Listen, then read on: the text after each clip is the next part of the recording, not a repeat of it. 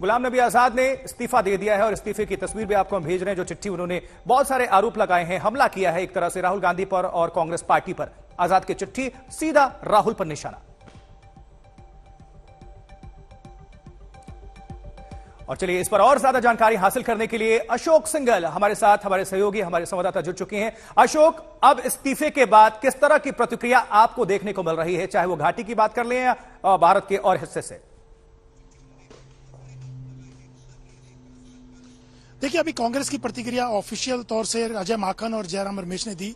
उन्होंने बड़ी सदी हुई प्रतिक्रिया दी इसके ऊपर कि ऐसे मौके पर जब राहुल गांधी कांग्रेस महंगाई, बेरोजगारी, इन तमाम चीजों के खिलाफ, ध्रुवीकरण के खिलाफ, बीजेपी के खिलाफ लड़ाई लड़ रहा है, पूरे देश में रैली करने की कोशिश प्लान किया है रामलीला मैदान में और प्रेस कॉन्फ्रेंस करेंगे देश भर में, ऐसे मौके पर गुलाम नबी आजाद ने इस्तीफा दिया कांग्रेस से। ये बहुत ही दुर्भाग्यपूर्ण है। वो कांग्रेस के बहुत बड़े नेता रहे हैं, इतने सालों तक कांग्रेस में काम किया, अलग अलग पदों पे, चाहे पार्टी हो या सरकार में उन्होंने काम किया है, और ऐसे मौके पर साथ छोड़ के गए हैं। इस बात को लेकर के उन्होंने यही कहा कि ये ठीक नहीं था, ये दुर्भाग्यपूर्ण है। इससे ज्यादा चाहे वो अजय माकन हो, जयराम रमेश हो, उन्होंने प्रतिक्रिया दी। लेकिन जिस ढंग से गुलाम नबी आजाद पिछले काफी समय से अलग थलग महसूस कर रहे थे पार्टी की एक्टिविटी से, हालांकि तिरंगा यात्रा में शामिल हुए थे राहुल गांधी, प्रियंका गांधी के साथ, लेकिन पार्टी के जो बड़े फैसले होते थे, नीतियां निर्धारित होती थी, पार्टी स्ट्रेटेजी प्लान की जाती थी, उसमें गुलाम नबी आजाद बहुत इन्वॉल्व नहीं रहते थे। यही उनका दुख था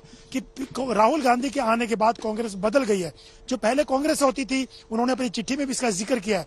तो गुलाम नबी आजाद हर कमेटी, हर मीटिंग का हिस्सा हुआ करते थे, जिसमें स्ट्रेटेजी बनाई जाती थी, बड़े निर्णय हुए करते थे कांग्रेस के, इंदिरा गांधी से लेकर लेकिन अशोक, टाइमिंग को लेकर क्या कहेंगे आप? कहते हैं कि जो भी राजनीति में सक्रिय हैं, कोई वरिष्ठ नेता या फिर पार्टियां बहुत टाइम के हिसाब से कदम उठाती हैं। जम्मू कश्मीर में आने वाले वक्त में विधानसभा चुनाव है और उसके ठीक पहले इस्तीफा देना, इसके क्या संकेत हैं? कुछ तो संकेत मायने होंगे, मैसेज होंगे, समीकरण कहीं और तो नहीं बन रहे हैं।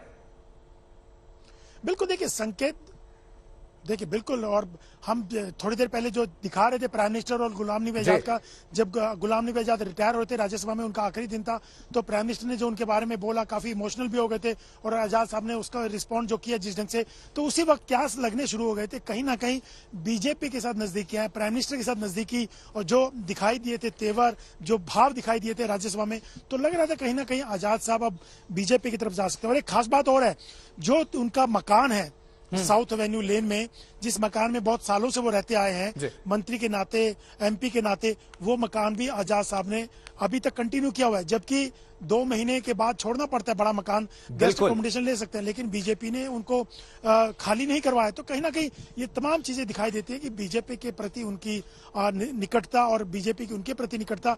अब जम्मू कश्मीर में चुनाव है और तमाम चीजें हैं, तो बीजेपी के कई नेताओं के साथ अच्छे रिलेशन रहे हैं, चाहे अरुण जेटली रहे हो, और प्राइम मिनिस्टर ने तो साफ तौर से उस दिन अपनी भावनाओं का उद्गार आजाद साहब को लेकर किया ही था राज्यसभा में, वो सबके सामने था।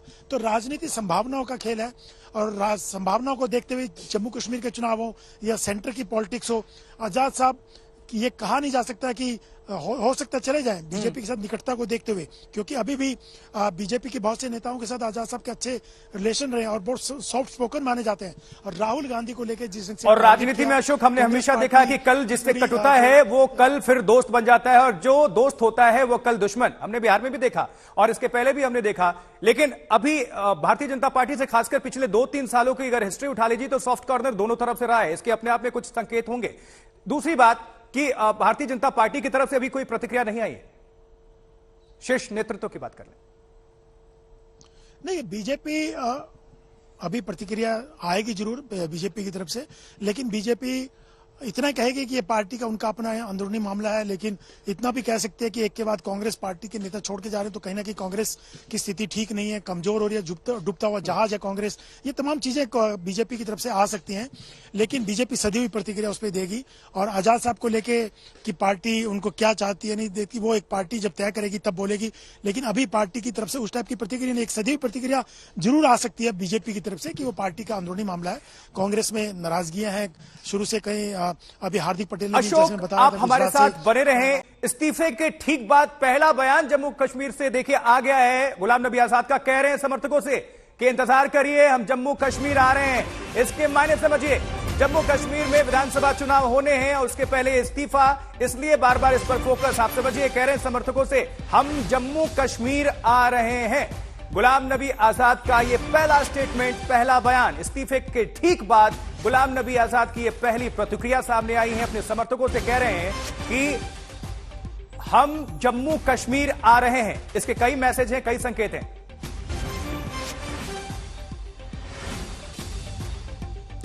और इस बीच हमारे सहयोगी जितेंद्र बहादुर सिंह ने मुख्तार अब्बास नकवी से बातचीत की है। क्या कुछ कहना है मुख्तार अब्बास नकवी का, आपको हम सुनवाते हैं।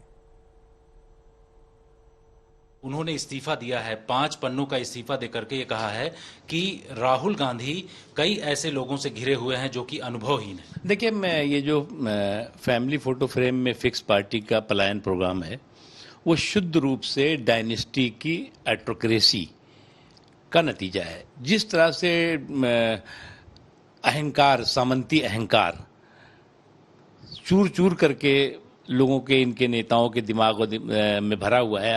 आज की तारीख में भी कांग्रेस वेंटिलेटर पर है, लेकिन इनका अहंकार एक्सीलेटर पर है, और इसी का नतीजा है कि इनकी पार्टी में ये पलायन प्रोग्राम चल रहा है। गुलाम नबी आजाद का पार्टी छोड़ करके जाना, ये बताया जा रहा है कि और भी नेताओं की फहरिस्त है जो कि सोनिया गांधी को इस्तीफा सौंप सकते हैं। क्या कांग्रेस पार्टी में सब कुछ ठीक नहीं चल रहा है? देखिए, मुझे लगता है अभी डूबता जहाज कहना तो अन्याय होगा उनके लिए। डूब चुका है जहाज, तो अब कौन उसमें जो रहेगा वो भी जाएगा। तो इसलिए जो है पलायन प्रोग्राम चल रहा है। और उसका मुख्य कारण जो है, मैं एक बार फिर कहूंगा कि जो सामंती अहंकार है, वो सामंती अहंकार जो है वो कांग्रेस का बंटाधार कर रहा है। राहुल गांधी का नेतृत्व जिस तरीके से, उन्होंने इस नेतृत्व पर सवाल उठाते हुए कहा कि वो जिस तरीके से काम करना चाहिए, जो पुराने नेता हैं उनको सही तरीके का सम्मान नहीं मिला। देखिए, एक तो पहली बात ये कि नेताओं को सम्मान नहीं, नंबर 1। दूसरा, वो आज भी उनकी तलाश होती है तो प्रॉक्सी प्रेसिडेंट की होती है। डमी प्रेसिडेंट कैसे मिल जाए उनको, ताकि जो है वो सरकार, पार्टी वो चलाते रहें। आज जो भी बची खुची है उनकी, और उनका डमी या प्रॉक्सी प्रेसिडेंट सामने रहे, तो वो भी कोशिश भी वही करते हैं, उससे ज्यादा आगे नहीं है। और जम्मू कश्मीर से भारतीय जनता पार्टी के अध्यक्ष रविंद्र रैना क्या कुछ कह रहे हैं, उनकी प्रतिक्रिया भी आपको हम सुनवाते हैं। कांग्रेस पार्टी जो है वो डूबता हुआ जहाज थी, और गुलाम नबी आजाद साहब के त्याग पत्र के बाद ये कांग्रेस अब पूरी तरीके से डूब चुका जहाज है। कांग्रेस का बंटाधार हो गया, कांग्रेस की नैया डूब चुकी है, और कांग्रेस हमेशा हमेशा के लिए लुप्त होने के कगार पर है। सर, अगर बात की जाए तो क्या माना जाए कि वो बीजेपी या किसी अन्य पार्टी में ज्वाइनिंग को लेकर उनकी देखा जाए? देखिए, श्री गुलाम नबी आजाद साहब ने कांग्रेस पार्टी से त्याग पत्र दिया है। भविष्य में वो क्या निर्णय लेंगे, ये उनका निजी फैसला होगा, ये उनका प्रेरोगेटिव है कि वो आगे भविष्य में अपना राजनीतिक क्या निर्णय लेते हैं। लेकिन एक बात तो तय है कि कांग्रेस पार्टी ने जिस तरीके से उनको अपमानित किया गया, वो जबरदस्त घुटन महसूस कर रहे थे। गुलाम नबी आजाद साहब अपने आप को अपमानित महसूस कर रहे थे। गुलाम नबी आजाद साहब को इस तरीके से कांग्रेसियों ने प्रताड़ित किया कि उनको वो खून के आंसू रोए, और जो पत्र उन्होंने लिखा है देश की आंखें खोल देने वाला पत्र है। और जो कांग्रेस के अंदर लोग काम करते हैं उनको भी अंतर्मन में झांक के देखना चाहिए कि अगर गुलाम नबी आजाद साहब को इस तरीके से कांग्रेस के नेतृत्व ने प्रताड़ित किया, जिस व्यक्ति ने एक पार्टी को खड़ा करने में खून पसीना बहाया, उसी को इतना प्रताड़ित किया कि खून के आंसू उनके बहे और उन्होंने कांग्रेस को अलविदा कहा।